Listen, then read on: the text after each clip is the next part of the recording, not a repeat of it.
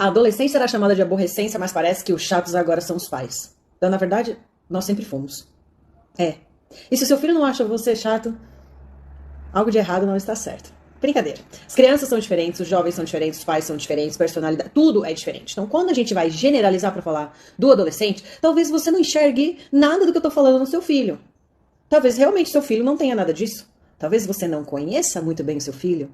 Talvez o seu filho seja um dentro de casa e outro fora de casa. A adolescência é uma caixinha de surpresas, desagradáveis, muitas vezes. Vai fazer o quê? Acontece que nós não somos mais adolescentes, nós já deveríamos estar no quase auge da nossa maturidade, ou não deveríamos descer no nível deles, como fazemos muitas vezes. Nós já fomos adolescentes e nós esquecemos desse detalhe. Então é sempre bom, antes da gente começar a apontar o dedinho e falar um monte deles, lembrar da nossa adolescência. Quem era você? Que tipo de coisa você pensava? Com o que você se preocupava? Como era o relacionamento com os seus pais? Como era a sua época, hoje é outra época. Então é legal a gente resgatar a ideia da adolescência. O que ela é, para que ela serve, de onde ela veio, para onde ela vai. Isso ajuda muito quando a gente tem, além desse diabetes, além desse adolescente, um diabetes, que é quase uma terceira pessoa encarnada ali, né? Junto com o nosso filho, que a gente fala, Jesus, o que é isso? Era uma criança, agora é outra. Acontece. A gente não sabe como que aquela nossa criança, aquele nosso filho que fazia tudo, que obedecia, que a gente, né, tinha um baita orgulho, a gente mostrava para as pessoas, virou essa coisa. Nós somos, na adolescência, a primeira barreira. Primeira barreira? É como se fosse um treinamento, um ringue, onde eles treinassem, tá? Treinassem se impor, treinassem lidar com a frustração, treinassem um monte de coisas que quando eles forem adultos, eles vão ter que se virar, né? Então, nós somos a primeira barreira, né? Somos a primeira resistência que eles encontram e é com a gente que eles vão treinar. É com a gente que eles vão colocar as asinhas de fora. É com a gente que eles vão bater boca pela primeira vez, não é lá fora com os amigos, com os estranhos, né? Então, tem essa... Sabe, nós somos a resistência agora nesse comecinho, nessa adolescência. Isso é bom, porque eles precisam aprender a lidar com isso. Acontece que muitas vezes, nessas resistências, ao invés da gente ficar no nosso lugar de adulto, maduro e responsável, a gente desce no nível deles. E aí eles montam em cima da gente, entendeu?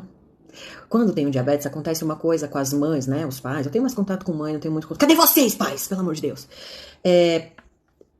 Tem uma coisa, a gente fica com um certo receio de se impor pro filho que tem diabetes, de colocar limites, de mostrar quem é o adulto da relação.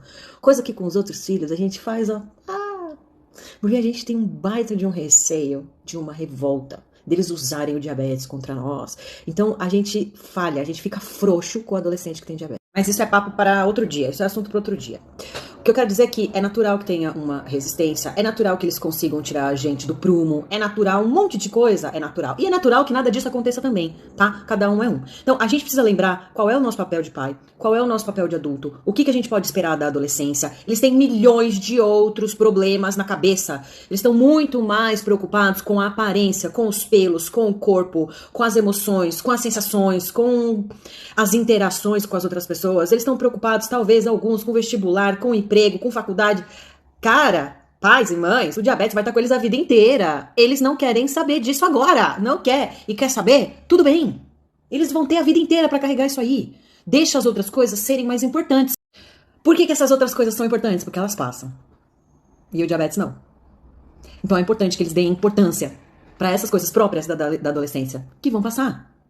O que não pode é esquecer que o diabetes existe. Mas o que a gente pode ajudar é deixar tudo mais leve. Não fazer com que o diabetes seja um peso maior. Sabe por que eu tô falando isso? Porque todos os adolescentes que eu atendi, que os pais fizeram o inferno e fizeram o adolescente ser mais, ou o diabetes ser mais pesado na vida deles, eles falam assim, então já que tudo isso vai acontecer, e já que tudo isso vai ser assim, então que se dane. Não, eu não vou cuidar. Eu já não tô fadado mesmo ao fracasso. Minha mãe já não tá falando que se eu não fizer nada vai acontecer isso, então já que vai acontecer mesmo, então eu vou viver minha vida, eu não vou fazer mais nada. E é justamente isso que a gente não quer. Então o diabetes ele vai estar ali, em segundo plano, mas ele não vai ser a prioridade. E ok. E é isso que a gente não consegue fazer.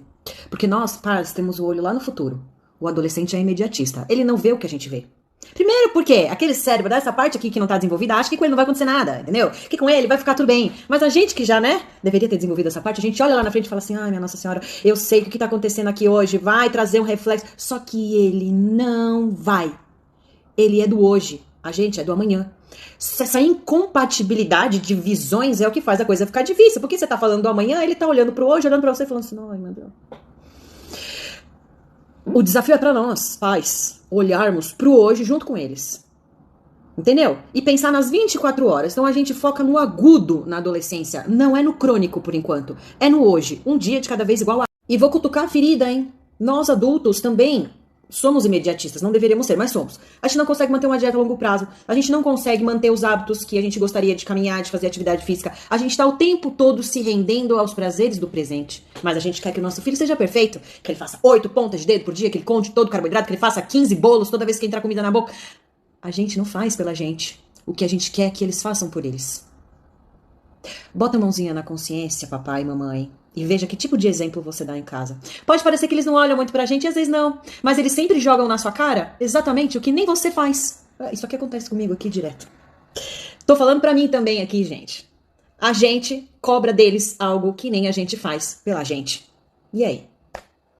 E sabe por que focar no hoje é mais interessante? E sabe por que esse olhar imediatista pra eles também faz sentido e a gente pode entrar nessa onda? Porque se a gente cuidar de 24 horas, a cada 24 horas, o futuro tá ganho. Tá ganho. Se eu penso no hoje e eu cuido do hoje, na verdade é assim que eu cuido lá da frente, né? Então, o que a gente consegue estabelecer como meta diária? Um dia por vez, um passo por vez, uma coisa por vez. Que tipo de expectativa eu posso ter com relação a um jovenzinho com diabetes? Que tipo de coisa eu posso esperar? Que tipo de coisa eu posso cobrar? Que tipo de coisa eu tenho que engolir porque é meu, não é dele ainda? A gente vai desenvolver esse pensamento. E uma das raízes da nossa chatice, que a primeira delas é o medo. Não sei se ficou muito claro, mas o que é não descer no nível deles e manter o seu papel de adulto? Não fazer as coisas no berro, certo? Ninguém ganha nada no berro. Muito pelo contrário, fale baixo se você quiser ser ouvido. Dica. Segundo ponto. Ameaça. Violência de qualquer forma. Terrorismo. Eu sou a rainha do terror. Nossa, pergunta para minhas filhas que eu sou a rainha do terrorismo. Não funciona. Não funciona. Ser adulto é baixar o tom, baixar a voz, sabe? É você manter o seu equilíbrio emocional. Porque ele é um desequilibrado adolescente, não você. Tá certo? Então lembra que o adulto é equilibrado. Por mais que te doa, saiba colocar pra fora. Tá? Não ganha no berro. Não é no berro. E também não é no castigo. É no combinado. A gente faz acordo. E se precisar, a gente escreve esse acordo. Eu fiz semana passada com uma adolescente. Eu assinei, ela assinou, a mãe dela assinou, a médica dela assinou. Tinham cláusulas pra educadora, tinham cláusulas pra médica, cláusulas pro adolescente, cláusulas pra mãe. É um contrato. É um combinado. Você cede de lá, eu cedo de cá. Eu coloco as minhas necessidades, você coloca as duas e alguém faz a mediação, define, né, os pontos aí, sei lá como chama, desse acordo, escreve e assina. E bota um prazo. É o retorno. É a próxima consulta. Então, não é no berro. É no acordo. Eita, calma aí que tá tocando meu telefone aqui. E talvez pode até ter ganhos e perdas. Né? Responsabilidade, assim, não cumprir o contrato, vai arcar com qual consequência? Porque essa não é a vida do adulto. Se você não paga o seu boleto em dia, você tem uma multa. Se você não cumpre o seu contrato de trabalho, você tem uma consequência. Você tem se você quebra o seu contrato, você tem sei lá, não sei o nome das coisas. Mas a vida do adulto é contrato. Entende? Você tem que respeitar as leis de trânsito, porque tem uma consequência, é um contrato. O seu relacionamento, o seu casamento, o seu namoro é um contrato. É tudo combinado, gente. São acordos que a gente faz. Acordos mais com consequências legais, acordo com consequência dolorosa, com ganhos interessantes. Então, vocês são, sabe, ser adulto é isso. Você vai aprender a cumprir prazo, você vai aprender, não é regra, e daí fugir da... Então, a gente pode já colocar as coisas desta forma. Pelo menos eu acredito que assim funcione. E aí, dentro desse contrato, a gente também vai estabelecer o que é negociável, o que não é negociável. Eu sei que tá ficando um negócio gigantesco, mas é mais suave do que parece quando você tem alguém que faz os Paranauê. O que é negociável? Quantidade de ponta de dedo é negociável. O que não é negociável? Ficar sem fazer bolos. Não é negociável.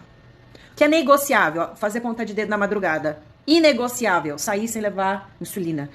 Não sei, vocês vão colocar aí, dentre os medos e as expectativas e as vontades e as necessidades e os resultados, o que é negociável, o que não é, o que vai ter regra, o que não vai, quem que vai soltar, quem que vai apertar, quem que vai morder, quem que vai assoprar. Combinado, não sai caro não, sabe? E é uma forma de não só o adolescente aprender a cumprir a parte dele, mas, cara, nós pais temos que aprender a cumprir a nossa parte também. A gente também tem que ter regra, se a gente quer deixar de ser chato.